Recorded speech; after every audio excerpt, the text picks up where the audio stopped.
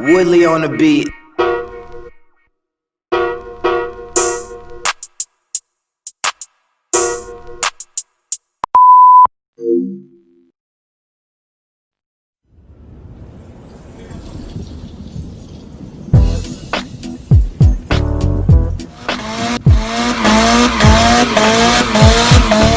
Some of that, you know.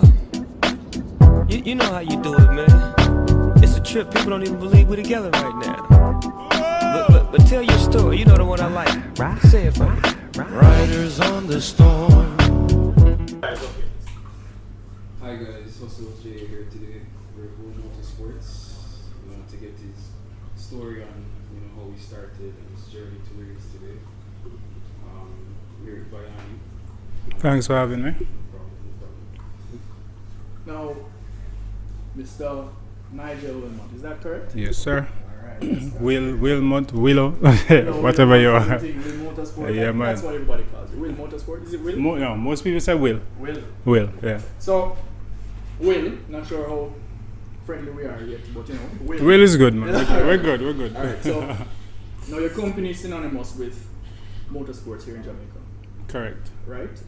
Yes. Carry many accolades, many trophies in the industry, many masters in the industry, but let's take a second to analyze the company, the Nigel without the company, Right. Who is Nigel Wilmot without Will Motorsports? We want to get into who the man is, not necessarily the business.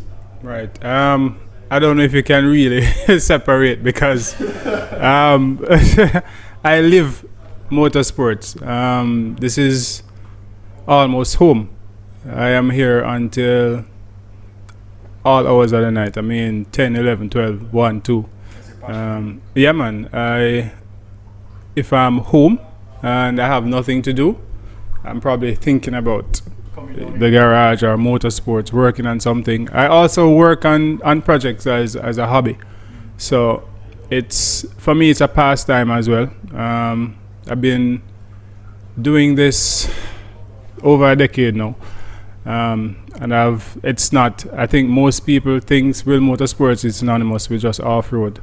But it literally is motorsports in every sense. I started with dirt bikes. I was a big biker at one time. Literally every joint on me have a scar from bikes. And it was always extreme for me though. Even when it was bikes, it was always like race bikes, dirt bikes, full track bike. I used to ride my dirt bike on the road every single day on dirt tires, load. I'm not even going to tell you whether it was street legal or not, but it was my sole mode of transportation at once. Had a few runnings with the law, and then I decided, listen, I'm not going to do this anymore. So, but what I'm saying is I started from bikes. Even recently I've started modifying bikes again. I've been doing like choppers and cafe racers. So that's like going back to something that I was doing before that people will probably not know. I started out with cars slammed on the ground. My first car was Toyota Corolla DX rear wheel drive, low, very low, turbocharged everything. So before off-roading, it was bikes and cars, and I still do cars now, of course, race cars and stuff like that. So I really live motorsports. It's every day for me, and luckily my family understands that. My girl trust me, sometimes she's here at the garage with me too. So I don't really, I get full support. Yeah, man. Yeah. Yep. So recently I saw this article about how you started from the teenage years, the whole car scene. Right. I know in everything we do in life there's setbacks and challenges. What were some challenges that you faced coming into this motorsports industry as a young individual? Sorry. Well, I actually didn't get involved at teenage years. Probably early 20s, but it wasn't professionally at the time. Right. I was doing modifications and stuff, but probably a little, unofficial drag racing and stuff like that. But yeah, probably about maybe 8-10 years ago. I actually started professionally, and When did you start learning about all of this? When was it self-taught? it's all self-taught. All of it is self-taught. Yes. I can't even tell you when. Probably my first car. Because you built that from scratch? yeah, I'll tell you how it happened. I mean, from I was a kid, I would pull stuff apart, my toys, my games, just to see how they work, try and repair them. In the house, I was a person, if something not working, bring it to me. There's two things that's going to happen. I'm going to either make it worse or fix it. So I was always curious, as to how stuff works, and good with my hands. So when I bought my first car, which I don't know if it's fortunate or unfortunately, I had to work hard to buy it. I never had a hand-me-down, or daddy never gave me my first car kind of thing. Worked hard and bought it. Yeah, and I went home with it, and literally same day I went home with that DX. I cut the springs and lowered it. I was like, no man, this car need to be low. And I don't remember, I think I just got a hacksaw and cut the springs, lowered it. Then I went down to Alex Imports, who is now one of my sponsors. Big up to Alex. And I found a set of bucket seats that came out of silica, and I dropped them in it. And it started from there. Changed the wheels. Some friend had some 17-inch, some really nice wheels. I got those. So this was probably early 2000s. I was rocking 17s on my DX, and it was really an eye catcher. But that is how it really started. And then from there, I changed out the engine, turbocharged it, and it was all self-taught. I have a friend of mine who, Nick Bryan is his name. He literally taught me how to do some of the modifications like turbocharging and stuff. And I'm coming from days where Lollipop Enterprise, Ken Roy and Kevin Scott, those guys used to drag race on Camp Road. I learned a lot from them, and I mean I used to hang around a lot of Nissan guys too. So at one point I thought Nissan, like if it's not an SR20, it's nothing. So I came from that old school, drag racing in Manor Park, drag racing in Ligani, on Friday nights in the gas stations. Yeah. That is where it's coming from. I have a friend, Andre Williams. Most people know him as Briscoe. Learned a lot from him. He's one of the best rear wheel drivers that I've come across. At the time, he used to have a AE86, and every weekend, Friday, Saturday night, we're on the road hunting other cars, drifting, and yeah, I learned a lot from there too. So it's coming from way back. Even so when the transition from self-taught, self-built to with motorsports, that because it's an entrepreneurial term, right? You started this business, right? Right. I want to know, when did that light bulb hit? Right? When did that idea become reality? When you sat back there and said, all right, with motorsports, I think this will be my legacy. When did that hit you? It was a smooth transition where I probably can't even tell you exactly when. I think it probably, that transition happened when I started off-roading, and I was introduced by a friend who is like family, Wayne Reynolds, introduced to off-roading. Used to do Surge trips. He planned the first off-road trip to Surge Island Falls, which a lot of people know as Reggae Falls now. Okay. And yeah, so I had gotten a Suzuki Samurai, and I started doing off-road settings to it, raise it, off-road tires, Maxxis, Modders and stuff like that. Big up to Maxxis, my sponsor too. Yeah, I have not run another tire. So when I started with the Samurai now and started doing modifications to that, people started contacting me and wanted to set up their Samurais and stuff. And it slowly changed from there. And then, I mean, I started doing for other people, and then it became not just Samurais, but it became like Toyota pickups, and it became Payeros and Jeeps, and so it was a slow transition that I cannot even really just pinpoint. It just right, it just blossomed into what it is now. Okay, well, you have a very time-consuming hobby. A lot of people would say, how do you manage being a businesswoman, family man, and still manage to be a great mechanic all at the same time? Bring the family to the garage. Like I said, I get a lot of support from the family, and they understand the passion, and they're also passionate. I have my son is 2 months now, and a little. He was at the garage about 2 nights ago. Yes. So what I do is I try and make the time. For example, I work late, but I'm not a morning person. So everybody knows that I don't get here before 10, 11, 12, 1. But I also work until 10, 11, 12, 1. So I'll find the time probably in the morning. I am not... Right. My family stays up late. So I do not go to bed even when I go home at 12, 1. 2-month-old son hardly sleeps. So, right? So I find the time, and then I've dedicated Sundays now to family. So I try and keep the Sundays free, unless of course there's racing and the family have to come racing. But yeah, man, I try and involve the family, and I still try and make the time. It's difficult because sometimes I'm a perfectionist, and OCD will not allow me sometimes to leave something unfinished, or if I'm not satisfied with where it's at, it's hard for me to leave. So I find myself overdoing it sometimes, but I really try and make the effort to make the time. So are you? I realized, I read a couple of articles Mm-hmm. on it. Hope that doesn't sound weird. That's right. You're trying to incorporate motorsports more to the Jamaican audience. Right. Trying to shift it into the Jamaican culture.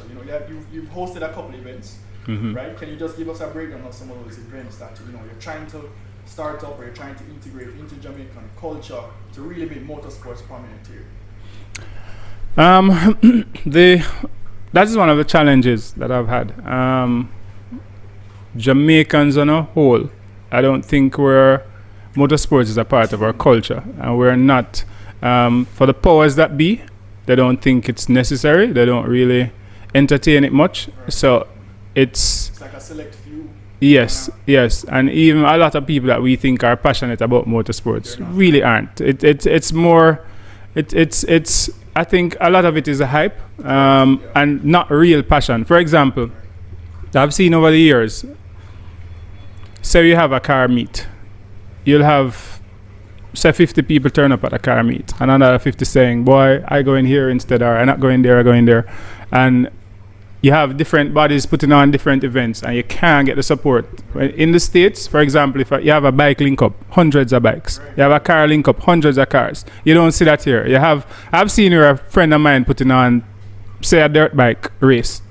And his friends are saying, boy, I'm going to go hills. I'm not going to dirt bike race. So we're not really passionate as a people. And then the challenge is... What can we do to really change that, though? Is it something that... I don't think it's going to be changed, though. I mean, I've seen, and I'm going to be real. I get fight, and I get challenges from even people in the motorsports industry. For example, you have JMMC, which is the governing body for motorsports here in Jamaica. Right. And my perfect analogy is, for example, a policeman that is more inclined to give you a ticket than to give you a warning. So the JMMC polices motorsports in a sense where they're happier to prosecute you than to actually guide and build motorsports. So a lot of people involved, you're trying to build it and you're not getting the support from the people who you would think would be support. Exactly. So I've kind of gotten to the stage, to be honest with you, where I am now doing it more for the enjoyment and for my personal passion than trying to build it. Because there was a time when I did literally every event. If it's a dirt event, you cannot go to a motorsports event and I'm not there participating.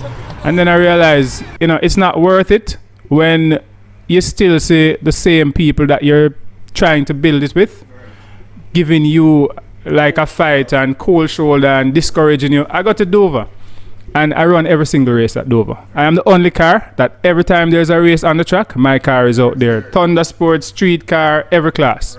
And I see instances where I step out of one car. For example, I step out of my street car and finish a race, right into the pit, jump out of one car, jump in the next, drive up to the pit lane. I'm told pit lane is closed. I'm like, but how can it be closed? I just came out of a race. I literally did not waste a second. Well, I'm sorry, it's closed. But your gridding car is right there. I said, all right, so just put me at the back of the grid. no, you have to start from the pit lane. Rules is rules. I'm like, what kind of rule is this if I just finish a race and I come right to start next race and you're telling me I'm too late? Right. And So you look on things like those and you kind of... hold on, then you have a Thunder Sport race, which is the radicals, and you only have 3 cars out there. They come looking for me. You're not coming out, you're not running, because now they want to make up numbers. Right. Things like that, trust me, discourages me. And I've reached a point now where Dover is not even such a big thing for me anymore. I feel like I'm going to focus on drag racing and win some money now. Because Dover is really just a trophy. You're not getting any money. So you're spending all this money and all you're looking forward to is a trophy. And then if I'm putting out that kind of effort and not seeing where I getting back support, or, you know, I'm not saying break rules, but you can give a leeway where, okay, you'll come and look for me when you have not enough cars on the grid. Right. But then when I am not even running late, but literally your timing system is messed up, you're going to give me a fight with that. So I decided probably this year I'm going to focus more on drag racing, try to win some money, tired of just, you know, spending. And I really can't do that without my sponsors. I have to really, I always big up my sponsors, trust me, because you can't, literally racing in Jamaica is very expensive and you don't get nothing from it. So without sponsorship. So how would that affect, you know, some of the youth listening to this right now? Because some of them probably listening to this right now are even more discouraged than they were before. You understand about... Which then they need to know the truth. Yeah. It's very important for them to know the truth. I know if their passion burns brighter than, you know, the grease, you know, they want the money and whatever. You understand? Then they will pursue it. But, you know... But motorsports in Jamaica, there's nothing to gain from it. It's a passion. You're not going to become, what do you call it now? You're not going to build a successful career, right, in Jamaica, unless you go overseas. Jamaica is really just a passion, just for the fun of it. But I wouldn't discourage anybody trying to get into motorsports. What I tell them is you have to understand what it is before you get into it. So you have to be able to support it or have sponsorship. You have to get sponsorship to support it. And what I do, for example, I don't party, I don't drink, I don't smoke, I don't go those kind of houses. Alright, so that is my vice really, and that is my hobby. So I can afford sometimes to do motorsports because I don't have other hobbies. Right, so that is the only way you're going to do it. I mean, everybody have a vice. Everybody, like I said, party, drink. Sometimes, alright, for me, if there's a party going on, I hear, okay, all-inclusive party, $5,000. There's no way you're going to get me go there. I am not spending $5,000 to go to a party, right? But then I spend $15,000 for entry fee to just go race, right? So everybody have, you know, their advice. But if you're getting into motorsports, you have to have the love for it.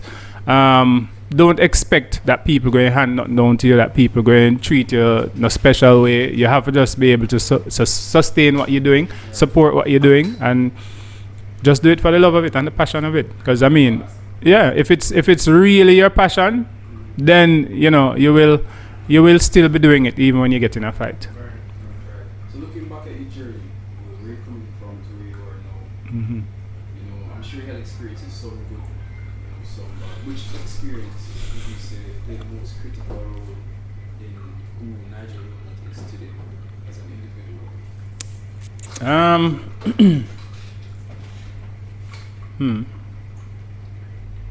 That's a difficult question. I think I can probably just elaborate on good and I guess bad experiences. I mean, some of the good experiences. I mean, there's been a lot of experiences. And one of the things that people will look and they'll see the racing and they see the flashy Jeeps and they see the flashy cars and they think, oh, it's just a better roads and easy and oh, you're probably in drugs or you have money or... I mean, people who really know me know how hard I've worked. You guys come and you see me. I have not rested for a second. It takes a lot, and it is something that has been built over the years. And again, I think it's the OCD and the because I'm a perfectionist. I have to whatever I'm doing has to be done properly. I've had a lot of challenges. I mean, when we just started racing, myself and Leroy Spence, my brother, we used to race a CRX, and that car was like trash when we got it. Like we'd be driving that car to the racetrack, and I'm fighting with the car on the road, on a nice smooth road. And then we go to the racetrack and you fight it, and we still end up to win. A first place, a second place, a third place, we always get in a podium finish. But the work that it took to get us there, and the fight that we have to go through, sometimes the sleepless nights, most cases the car is prepared on the night before the race, or finished rather on the night before the race, or the morning before. So it's literally a lot of blood, sweat and tears. Literally. So the bad experiences, I remember one of the times we ran a rally, and a rally is usually a team. You have like you have mechanics, you have a whole team of people. Right. We ran this rally with 3 people, which is the driver, the co-driver, and myself. Right. So I had to be running behind the car. Every time the car stopped, it's me alone doing everything on the car and make sure the car ready to go again. That has never been done. I've never seen anybody run a rally with 3 people, right? But we did that, and we finished one of the rally in Bogwalk. Well, we didn't finish it. To finish the rally, after you've done the stages, at the time it finished in New Kingston. So you had to drive to New Kingston and literally just cruise through. And you would have finished the rally. Right. After we did all the stages and cruising into Kingston now, the car broke the gearbox. Like literally just cruising at probably 30 miles an hour just to come through the stage and finish. Yeah. So we didn't finish the rally. Right. And one of the most important things about a rally is literally finishing. Even if you don't get a podium finish, finishing is the key. Yeah. Right. So that was one of those heart-wrenching times.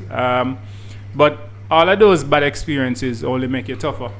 And so when I have difficulties now or disappointments now, I'm not easily fazed because I've been through a lot. The good experiences are like when I go to a prize giving after a Dover meet and I'm the only person walking out with eight trophies. then those good experiences kind of encourage you, you know. But it's a lot of good and bad mixed together that really form the character. So it's and I'm happy for the bad experiences, really. I wouldn't have wanted everything handed down to me because that's when you don't appreciate certain things. And taking the passion out there. Exactly. And even though I might spoil my kid now and they might get some things much easier than I had to. But I mean it's really an experience, and I give thanks to the Most High for giving me the strength. And nowadays really nothing phases me. I welcome the good, I welcome the bad. I look at the bad as preparing me and making me stronger, and I enjoy the bad. Yeah, and you know, enjoy the good rather. Yeah. Touching back to your 2 questions back, you know, as you said, you know, young people looking in right now, as you said, you were never handed a gold spoon. You know, a lot of people right now, a lot of youth especially, are looking for that gold spoon to kind of enter the motorsports arena, you know, to kind of get that leeway in. You know, how, you know, you live a fast life, you understand? Your cars are very, very quick, you understand? Very powerful cars, you know, but how important is patience in the motorsports work? Is it very important, or do you put that back burner? No, it is. It's either gonna make you or break you. Motorsports, for example, whether you are a budget racer, meaning you're struggling to use some little cheap parts and put your thing together and go race, or you have all the money, it makes no difference. For example, we've seen Doug Gore struggling for the last couple of race meets at Dover to get his car running properly, and him have issues and in, you know, not finishing a race, all of that kind of thing. That happens at the top and that happens at the lowest scale. So patience, very important. Race cars, you'll have your car perfectly prepared and ready, and as soon as you drive out on the track, something breaks, something is not starting, shut off. So all of these things, they're not as reliable as your street car because a lot of modification and other things are put on the edge. So you're gonna either learn patience or you're gonna leave it. Right. So again, you really have to be passionate about it. Entering motorsports now is fairly easy. Again, my brother Leroy Spence does training, like for Dover. So you can have your regular street car. Right. It doesn't even need to be a fast street car because the most important thing is learning lines and certain disciplines. It's not just about going fast. Right. So he does courses where he'll train you. You can turn up even if you don't have a car. Right. Sometimes They you can do. use his car Oh, really? or a friend's car, and you can go Dover and you start a training course there, and that gets you into racing, because then you have the streetcar. You have the streetcar race, which is the entry point really for racing at Dover. So once you start there, it's easy to start, and then you can slowly build. Seek sponsorship and if you want to slowly build your car personally. Right. And drag racing is even easier. Well, you need a fast car for drag race. But I mean, it's easier in terms of you don't need a competition license, you don't need training. You literally just turn up and race. Yeah. Right, so in wrapping up, Nigel, this has been the first motorsports oriented podcast that we've had so far. So a lot of information given out Right. by you. The first real car enthusiast podcast that we have done so far. But a lot of people are out there loving cars, and you said they might not have the passion. But they have little infatuations about motorsports, listening Right. to this and kind of drifting probably more towards it. But what can you say to those individuals, wanting to really take it serious? Just a word of advice, just as motivation to say, all right, reality, but you can do it. Right. And like I've said again, it takes real passion. It takes patience, as we just discussed. It takes money, but then there are ways around it in terms of, if you can get sponsorship.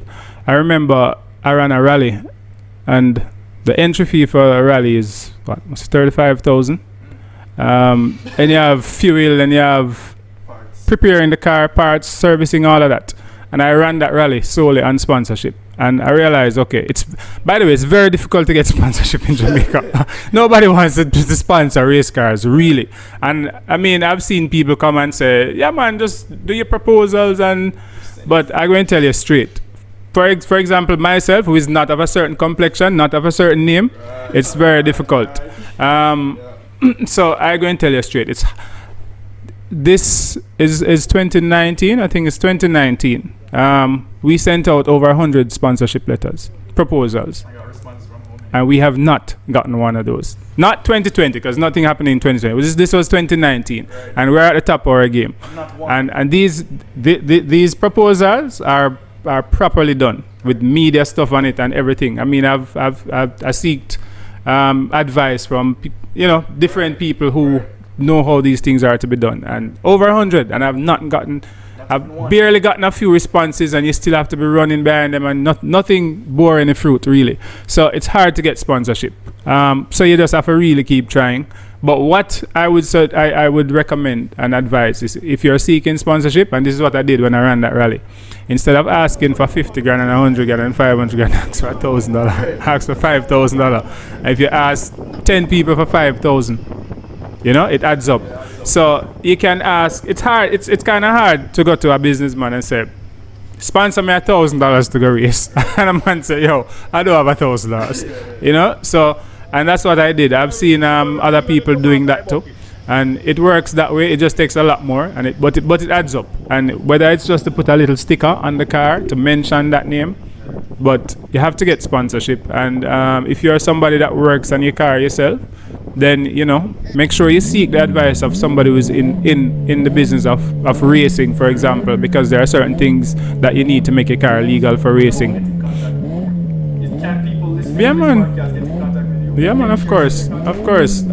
You can look for Will Motorsports on Instagram. If you Google Will Motorsports, it will pop up. On Facebook, there's Will Motorsports on Facebook as well, or Ricardo Wilmot.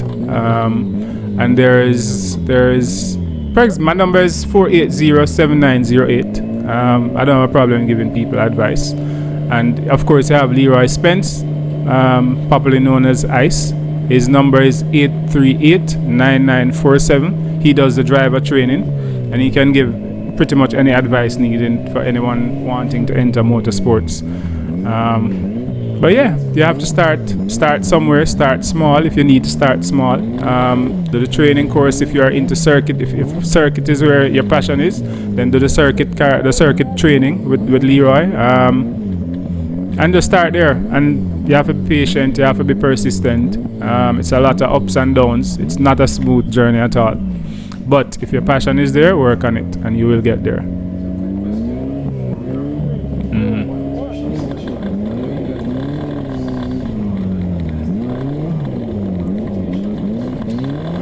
Yeah, man, we do lifting, we do lowering, we do roll cages, we do fabrication.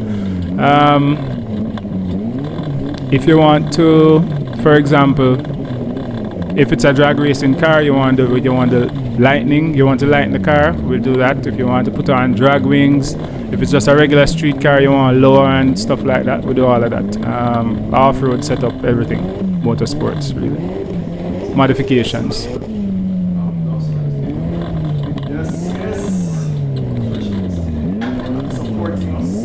And of course, big up Parma distributors. We're getting our lovely shakes and smoothies. Yeah, man.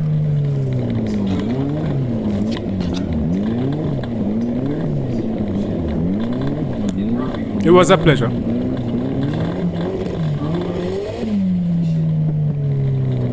Well, you're having me. Right. Yeah, man.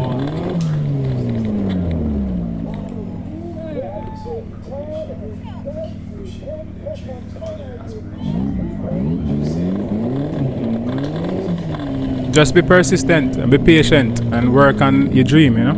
It will pay off. Hard work pays off. I mean, we're tired of hearing that, but I am testament of that. Alright, so all listeners, local, international, thank you again for tuning into this podcast.